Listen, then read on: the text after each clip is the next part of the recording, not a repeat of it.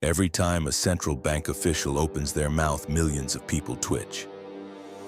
They check their phones, they refresh their portfolios, they make decisions based on a sentence that was written by a committee, filtered through a press release, and delivered specifically to move you in a direction that serves someone else's interests. That is not investing. That is being a piece on someone else's board. The difference between a sovereign and a pawn has never been about access to better information. It has been about the ability to see the game that is being played before the move is made, and to have already positioned yourself while everyone else is still waiting for permission to act.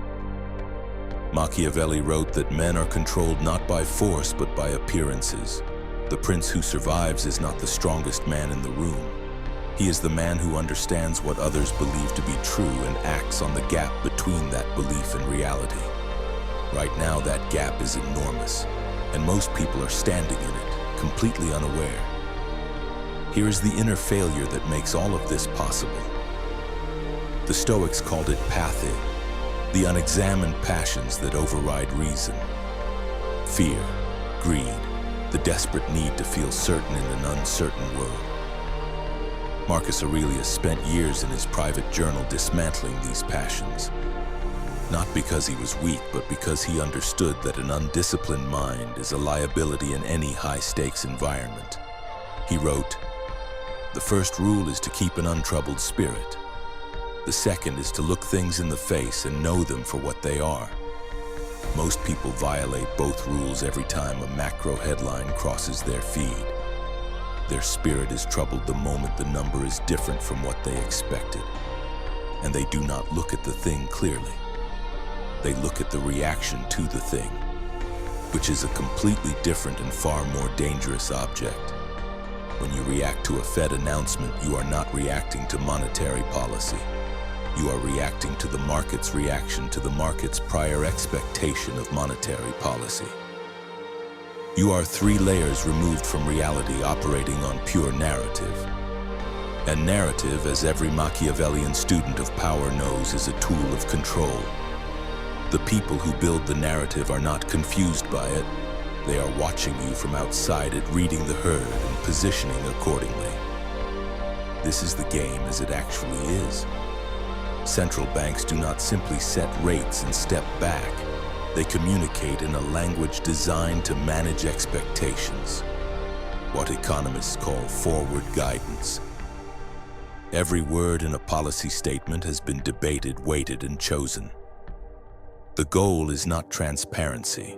The goal is to move the market in the desired direction while maintaining the appearance of neutrality. When the Fed hints at rate cuts, risk assets rally. That rally is not an accident. It is a predictable mechanical response built on years of conditioned behavior. The question a strategist asks is not whether rates will be cut. The question is who positioned before the hint was dropped and who is now buying the announcement at the top of the move. Sun Tzu wrote that every battle is won before it is fought. He meant that victory is a product of positioning, not reaction. The man who waits for the cannon to fire before he decides where to stand is already behind. In markets, in careers, in any arena of power, the reactive man is always paying for the information the proactive man already priced in. This is not cynicism. This is mechanics. Understanding it does not make you bitter. It makes you dangerous. Now here is the strategic framework. 3 moves. These are not abstract principles, they are executable. The first move is to read the signal, not the noise. Central bank communications are predictable in their structure. Before any major announcement, map the dominant narrative. What does the consensus believe? What is already priced into the market? The consensus is almost always visible in financial media. The headlines, the analyst takes, the tone of commentators. Whatever the consensus believes is already reflected in asset prices. Your edge is never in agreeing with the consensus. Your edge is in identifying the specific scenario the consensus has underweighted. Ask, what happens if the cut does not come as expected? What happens if inflation data surprises upward? The man who has already thought through both scenarios is never caught reacting. He is executing a plan he made in calm water. The second move is to separate the narrative from the position. Every piece of financial commentary is attached to someone's existing interest. The analyst who tells you rates are going lower likely holds assets that benefit from lower rates. The commentator warning of inflation disaster likely has an audience that pays for fear. This is not conspiracy, it is incentive structure. Machiavelli was ruthless on this point. Always ask what a man gains from the advice he gives you.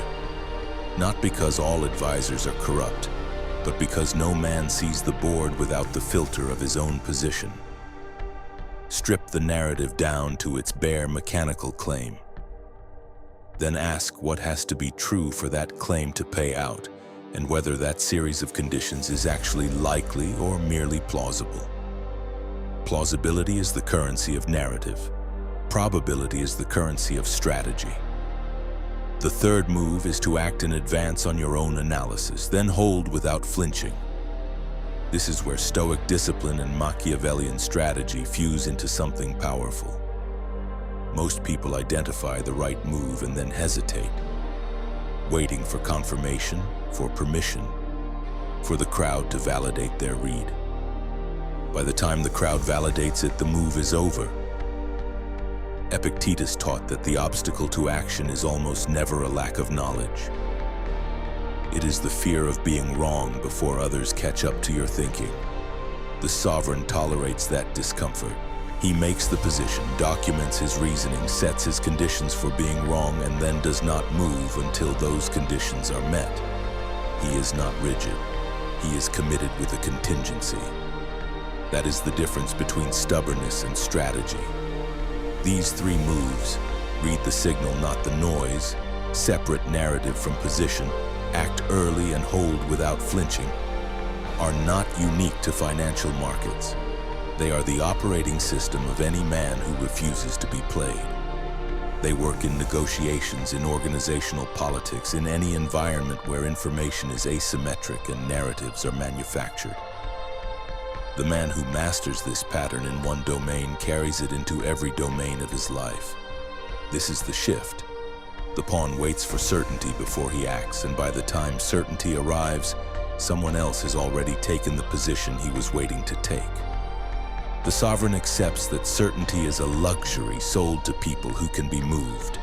He does not wait for the market to confirm his thesis.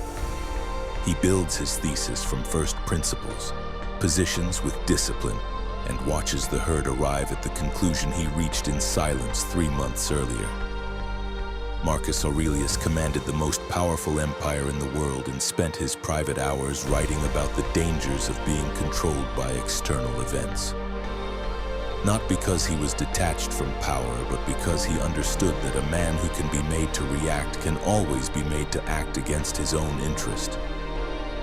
The same principle that protected a Roman emperor from manipulation by his court protects you from manipulation by a market built to extract your capital through your own fear and impatience. You are not here to react. You are here to read the board, make the move, and step into command of your own financial domain. The way a sovereign commands his territory, not because the territory is always calm, but because he is always prepared. That is the stance, not confidence borrowed from other people's predictions. Confidence built from your own clear analysis, your own disciplined positioning, and your own unshakable willingness to be early and to wait. If this is the level of thinking you want to operate at, strategic, clear-eyed, built on real principle, subscribe to STOLVEX and join the newsletter. Every week we go deeper into the game. The link is below. The board is always in motion. Make sure you are the one reading it.